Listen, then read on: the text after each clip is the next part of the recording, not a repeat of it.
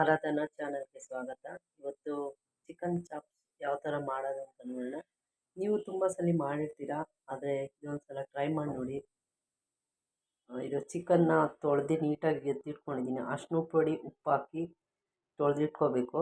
ಇದಕ್ಕೆ ಬೇಕಾಗಿರೋಂಥ ಇಂಗ್ರೀಡಿಯೆಂಟ್ಸು: ಈರುಳ್ಳಿ 2 ಟೊಮೊಟೊ, ಪುದೀನ ಕೊತ್ತಂಬರಿ ನೀಟಾಗಿ ಹಚ್ಚಿಟ್ಕೊಂಡಿದ್ದೀನಿ ತೊಳೆದು, ಮತ್ತು ಶುಂಠಿ ಮತ್ತು ಬೆಳ್ಳುಳ್ಳಿ ಒಂದು ದಪ್ಪದು, ಮತ್ತು ಹಸಿಮೆಣ್ಸಿನ್ಕಾಯಿ ಹಾಕಿದ್ರೆ ತುಂಬ ಟೇಸ್ಟಾಗಿ ಬರುತ್ತೆ, ಮತ್ತು ಧನಿಯಾ ಪುಡಿ, ಅಚ್ಚ ಖಾರ ಪುಡಿ, ಮತ್ತು ಚಿಕನ್ ಮಸಾಲ ಅರ್ಧ ಸ್ಪೂನು, ಗರಂ ಮಸಾಲ ಅರ್ಧ ಸ್ಪೂನು.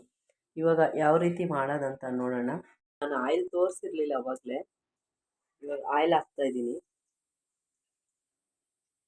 ನಾನು ಅರ್ಧ kg ತೊಗೊಂಡಿದ್ದೀನಿ ಚಿಕನ್ನು. ನೀವು ಕ್ವಾಂಟಿಟಿ ನೋಡಿ ಅದಕ್ಕೆ ಬೇಕಾಗಿ, ನಾನು ಅರ್ಧ kg ಮಾತ್ರ ತೋರಿಸ್ತಾ ಇರೋದು. ನೀವು ಕ್ವಾಂಟಿಟಿ ಜಾಸ್ತಿ ತೊಗೊಂಡ್ರೆ ಜಾಸ್ತಿ, ಇವಾಗ 2 ಹಾಕಿದ್ದೀನಿ ಅಂದರೆ 4 ಹಾಕಿ. ಇವಾಗ ಎಣ್ಣೆ ಸ್ವಲ್ಪ ಕಾಯಬೇಕು, ಅದಕ್ಕೆ ಈರುಳ್ಳಿನ ಹಾಕಿ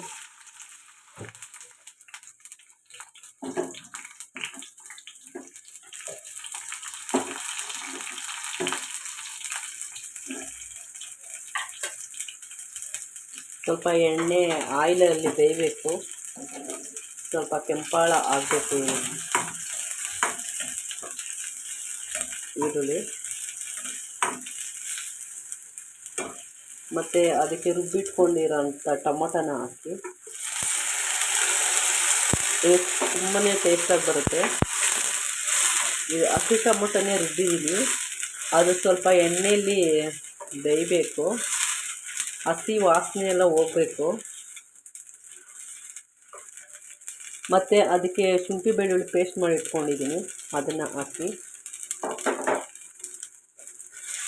ಹಸಿ ವಾಸನೆ ಹೋದ್ರೇ ನಮಗೆ ಟೇಸ್ಟು ಒಂಥರ ಬೇರೆ ಫ್ಲೇವರ್ ಬರುತ್ತೆ.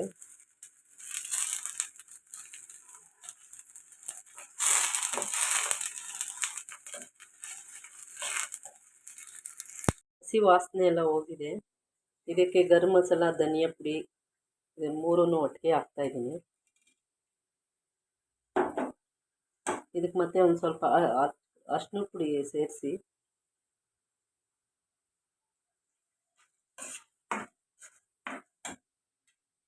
ಮತ್ತು ಇದಕ್ಕೆ ಹಸಿಮೆಣ್ಸಿನ್ಕಾಯಿ, ಪುದೀನ, ಕೊತ್ತಂಬರಿ 3 ಸೇರಿಸ್ತಾ ಇದ್ದೀನಿ.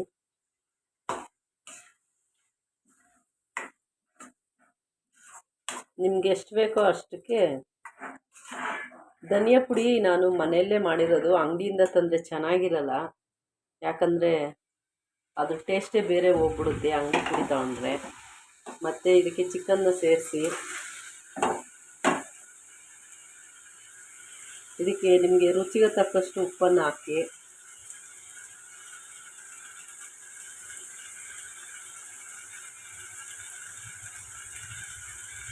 ಇದನ್ನು ಚೆನ್ನಾಗಿ ಒಂದು ಹಾಫ್ ಆನ್ ಅವರ್ ಬೇಯಿಸಿ. ಟೇಸ್ಟ್ ನೋಡಿ, ಕಮೆಂಟ್ಸ್ ಮಾಡಿ ಟೇಸ್ಟ್ ಹೆಂಗಿತ್ತಂತ. Thank you for watching.